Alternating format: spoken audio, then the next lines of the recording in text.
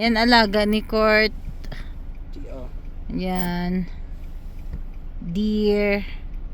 Usa. Yan pa sa kabila ate yun. Oh, galing. Dami. Oh. Natakpan ng puno. Andun ako.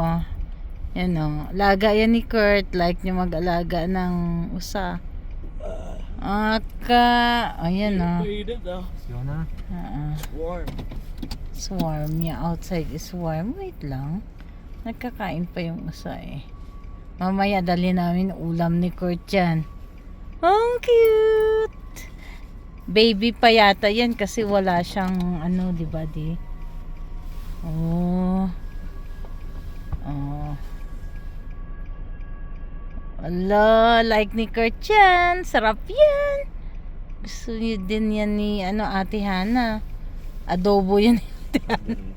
Kaldereta din yan ni Hana. Ala, mama yan oh. Yan.